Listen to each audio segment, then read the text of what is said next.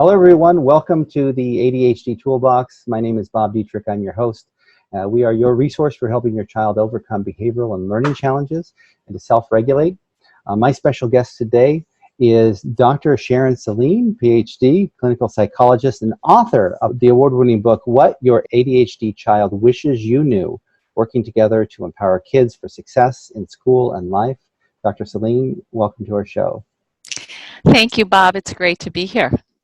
All right. Well, there is so much to cover here. And today it looks like what we're going to talk about is what are some of the things that parents really don't know is going on for their kids. But these are things that the kids wish they knew. So let's jump into that. And maybe first tell us a little bit about yourself so your audience knows what your experience is. Well, I'm a clinical psychologist, and I live and work in Northampton, Massachusetts, and I've been working with families of kids with ADHD for a long time, many years, and I actually grew up in a family with a brother who had undiagnosed and untreated ADHD.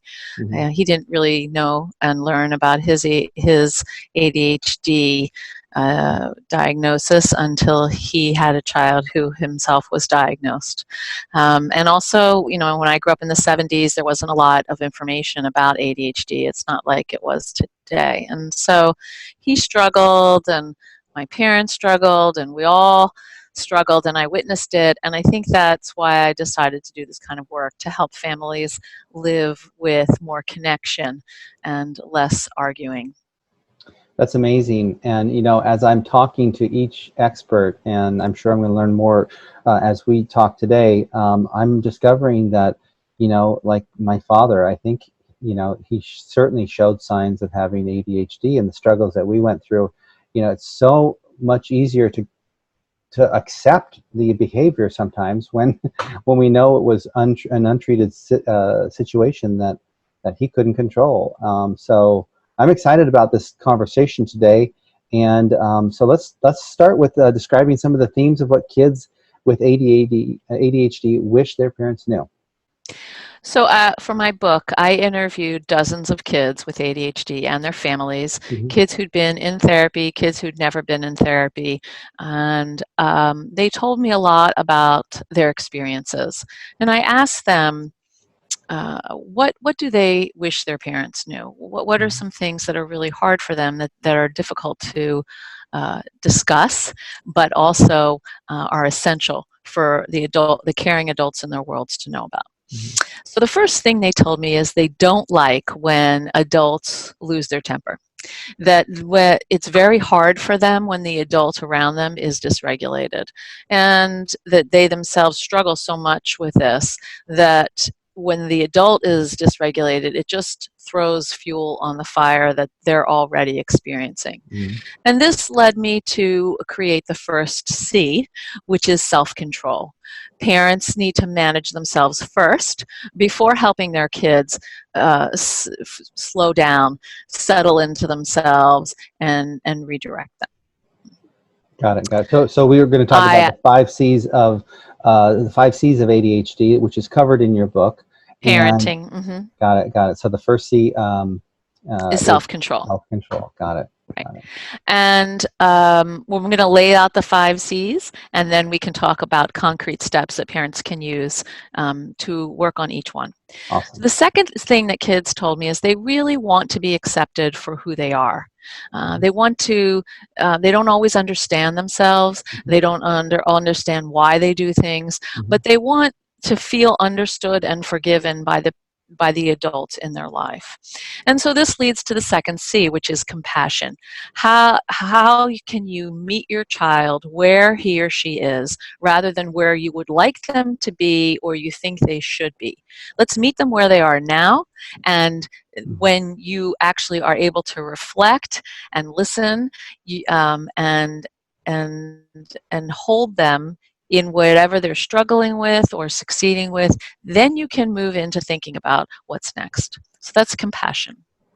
The third C comes from something that's really important for kids with ADHD, is they want to have a say. They want to have a say in decisions or programs or plans that are made for them.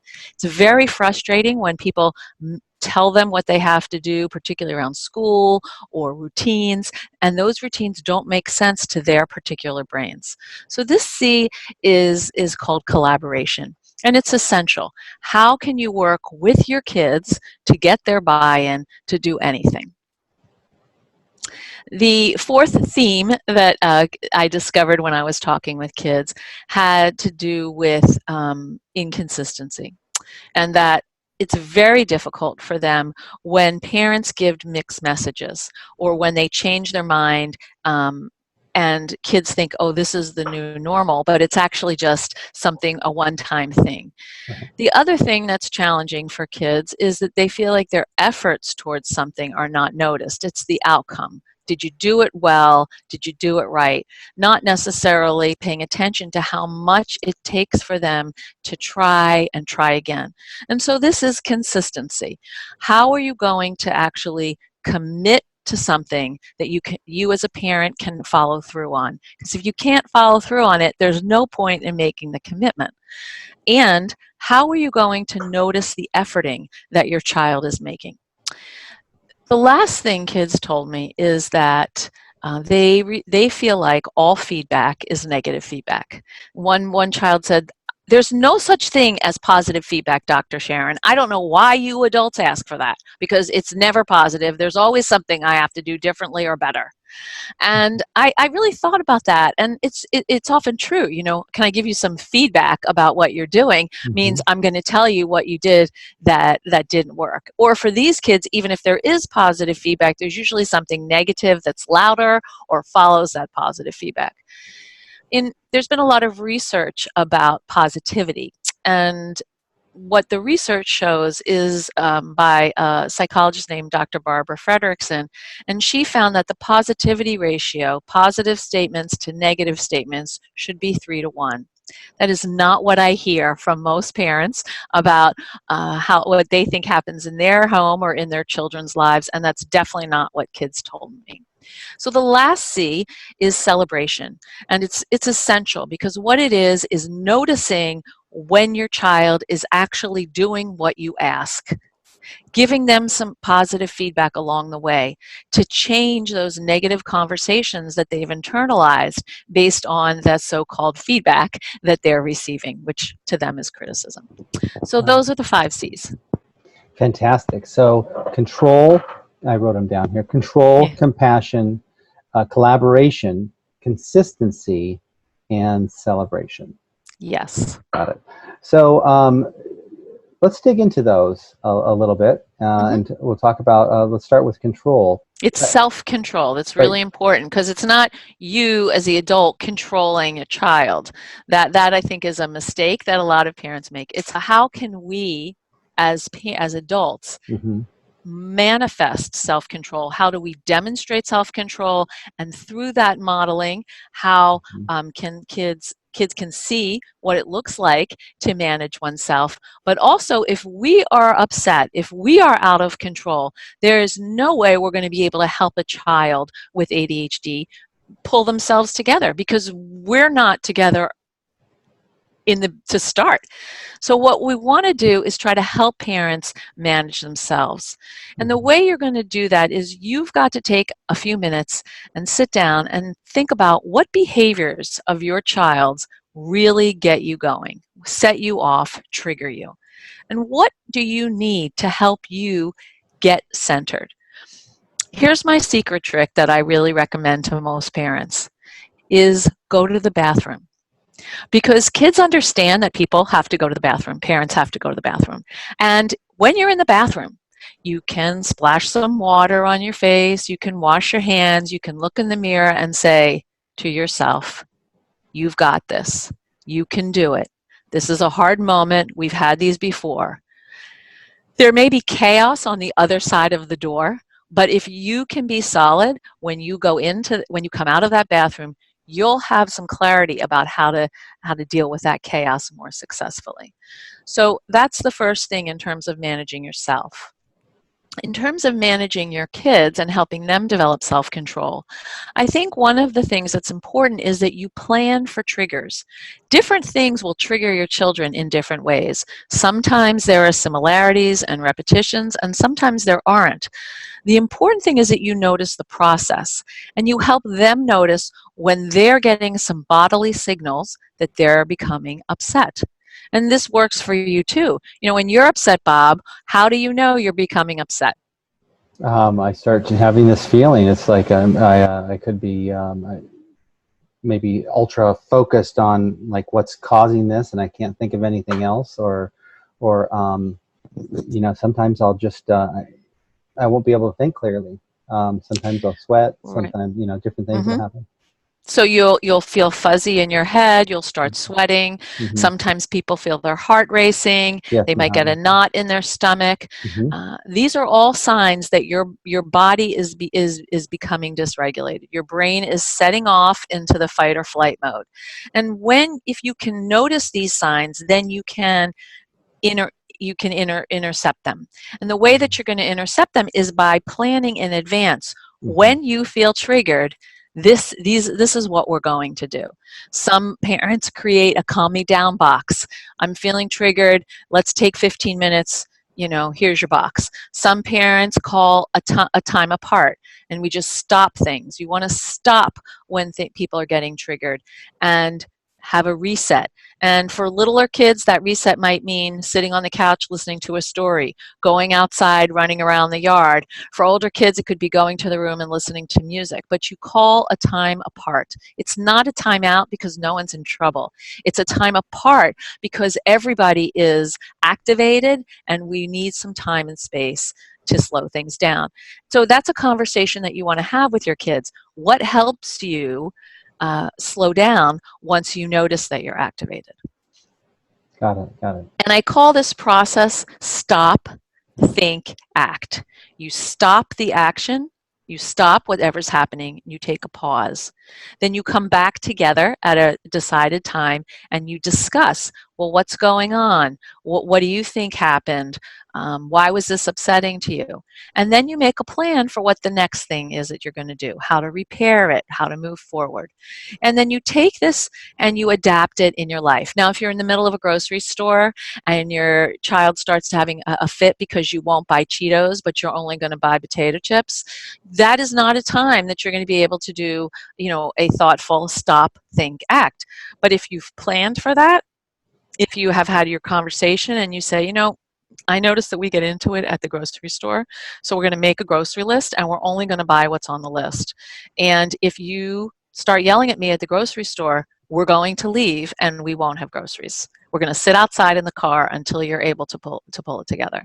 So you strategize about the process, not necessarily about each thing that sets your kid off.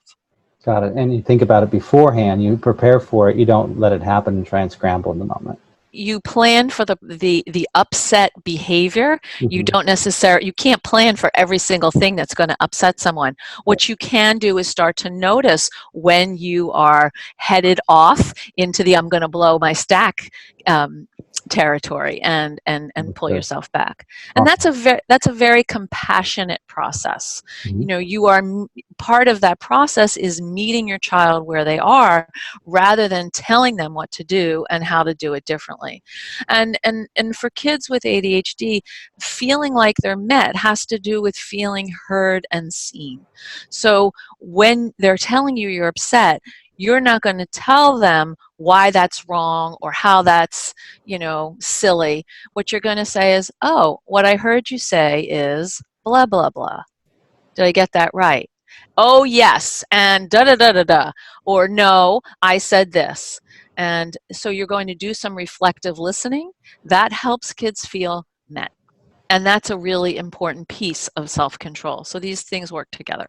Got it. And then it kind of moves into the second C, which is compassion, right? Because Right. you're being compassionate about them, you're hearing them, which is part of the compassion process. So let's talk about compassion now. What is? Well, I was just saying Mhm, compassion is meeting your child where they are mhm. and being able to do some reflective listening with them, but rather than, telling them about how they should be, you're listening. And you're listening by echoing back what you hear. by giving feedback that says, I notice, I'm observing, rather than you need to and you should and why aren't you? And so Got it. those things really help kids feel like you understand. Even just saying, I see that your math homework is really hard for you. Mm-hmm. Let's take a 2-minute body break and Mm-hmm. we'll come back to it. Got it. All right. So they want to be seen, they want to be heard, and that's part of the compassion process. Mm-hmm. And the third theme is collaboration. This is really the core of my approach. Mm-hmm. So we have to remember that kids with ADHD are doing the best they can with the resources available to them at any given time. And those resources are compromised in many ways by having ADHD. Mm-hmm. And so it may take them longer to develop skills that neurotypical kids can achieve more readily and at a particular age level or grade level. Mm-hmm. Collaboration means including children in the process. You are negotiating with them. You are Yeah. not giving them free rein, but you are helping them have buy-in. And the way you're going to do that is by creating incentives that matter. Over and over again, Bob, punishment has been found to be an ineffective way of teaching anything. Now, there are times when you have to take away the keys to your child's car because they broke the Cinderella law. They drove with somebody in their car when they weren't supposed to. And that's part of the education. You know, you're working on a plan, you have an agreement. But you make agreements with kids, and you can make agreements with kids as young as 5. And you work together. You create a morning routine, you create an evening routine, you post it on the refrigerator with pictures or words. You involve them in the process. And even if 90% of what they say is unusable, you pick one thing and you start there. So one of the things that I want to advise parents is there are lots of issues, I'm sure, in your house. Issues that you're having with your child, issues that your child is having with you, and places where you're in conflict. Sit down and have a conversation, and each of you make a list of the 3 top things that annoy you. Mm-hmm. I'm sure there's going to be overlap somewhere. Start with the part that overlaps. Obviously, you have to take into consideration health and safety, and in those situations, your job as an adult trumps everything when there's danger, when there's a health issue.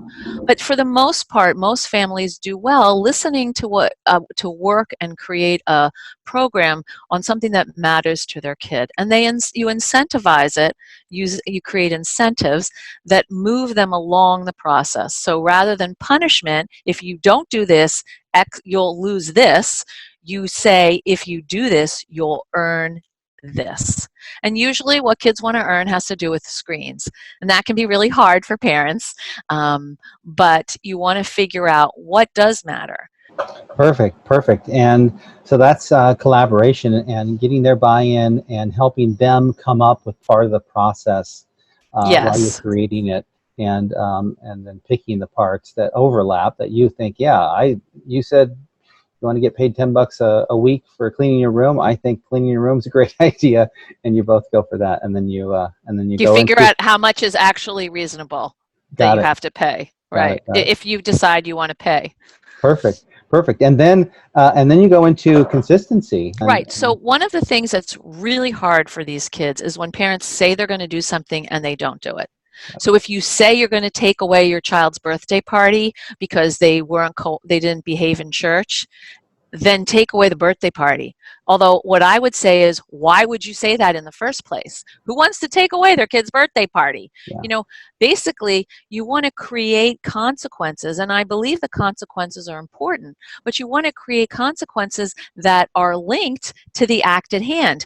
If the goal is to have your child behave at church or synagogue or whatever you practice, then the consequence has to be related to that. So if they are not able to sit through the service and you have to leave the service, then they owe you some time that you get to decide, oh yeah, together, you know what we're going to do? Unload the dishwasher because you took away my 15 minutes of church time and I'm taking your 15 minutes to help me with the dishwasher. So again, you set that up in advance.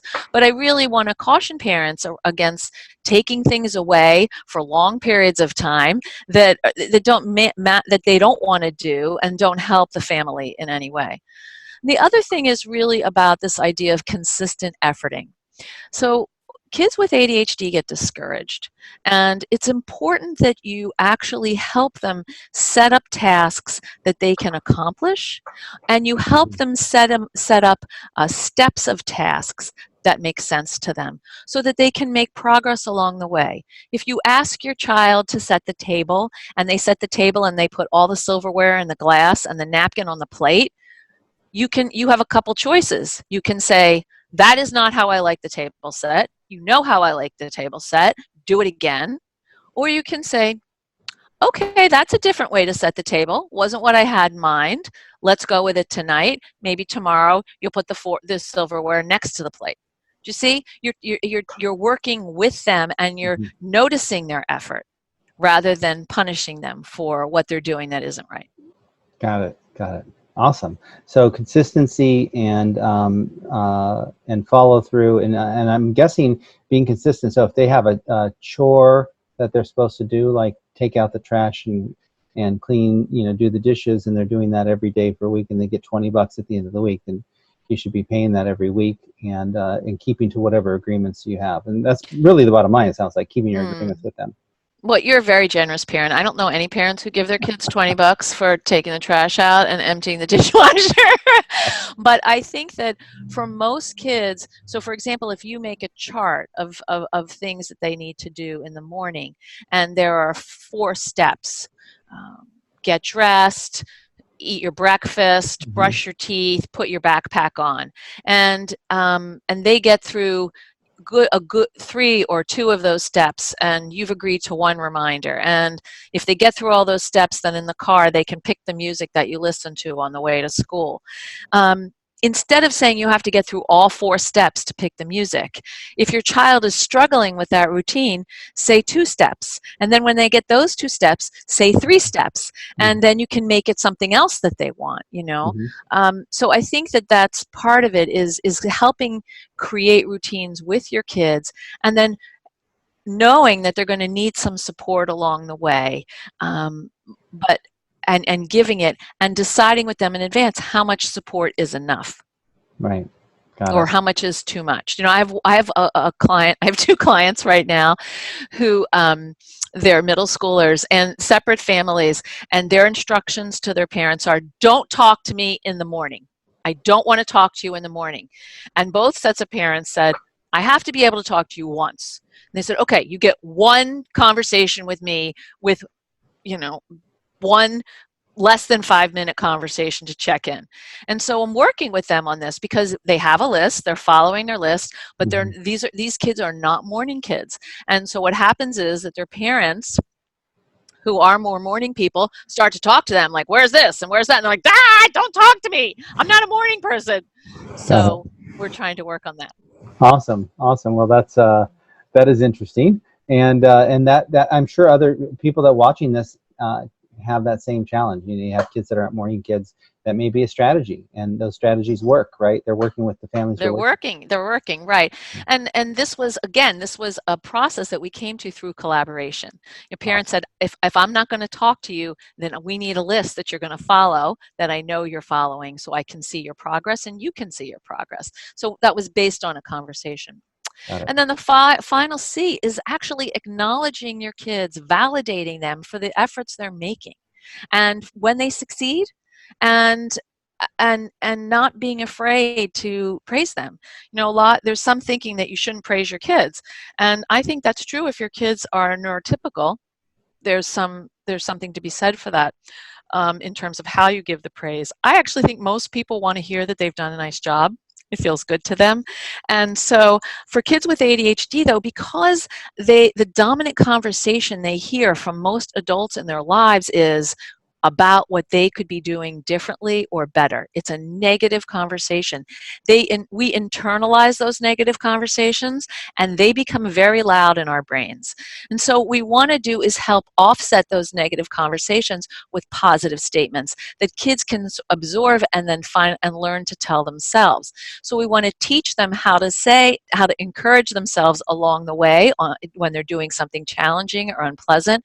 And we also want to encourage them, validate them, and acknowledge when they make steps towards a goal and when they accomplish a goal. It's a big deal. You cleared the plate from the table. I'm not going to make you a cake, but I'm going to give you a high five. Thanks. I appreciate that. Right. You let them know that you see what they're doing and it matters to you. Kids have told me over and over again how very important this is. It sounds like it's part of the seen, heard, or being seen process, right? It's like you're being acknowledged for being for being part of the family and contributing. So it's a compassionate way of parenting, because what it's saying is I'm seeing the efforts that you're making. I know how hard it is. You know, when your executive functioning skills are delayed up to 3 years in kids with ADHD, it is a lot harder for you. Most people who have ADHD have several executive functioning skills that are delayed and may be perpetually challenging for them. And so you can't compare your child to other kids their age who are neurotypical, or including siblings. Well, that's the 5 C's again, and you probably should be writing this down at home. Self-control, right? It's control, but it's self-control. Compassion, collaboration, consistency, and celebration. And before we started recording, we talked a little bit about common stumbling blocks that parents and kids experience. Let's get into that before we end the show here, so people can understand what they are, what may come up, and how to handle that. So one of the stumbling blocks are temper tantrums. It's really hard to be a parent when your child is in a complete meltdown. It's really hard for a parent when a child is in a complete meltdown to stay calm. Everybody gets triggered. Things escalate so quickly sometimes. And so one of the stumbling blocks is slowing things down as they're escalating, noticing when they're escalating before the explosion, and actually slowing down the process. And that's something that is worth talking about with your child, but also reflecting on as a parent. Because when your child is in a meltdown, there's no listening that's occurring. The feeling part of the brain, the amygdala, has taken over, led by the amygdala, the fight or flight, has completely taken over the thinking part of the brain. And how are we going to get that thinking part of the brain back online? We're going to get it back online by slowing things down, by re-regulating the sympathetic nervous system, and that can take anywhere between 12 and 15 minutes for someone to calm down. And for allowing the fact that these are going to occur. So instead of wishing they didn't occur, we're going to expect them to occur, and we're going to have a few tools in our pocket for when they do.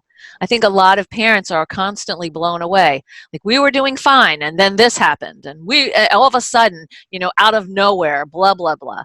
And so we really want to create a plan for processing those out of nowhere moments in advance.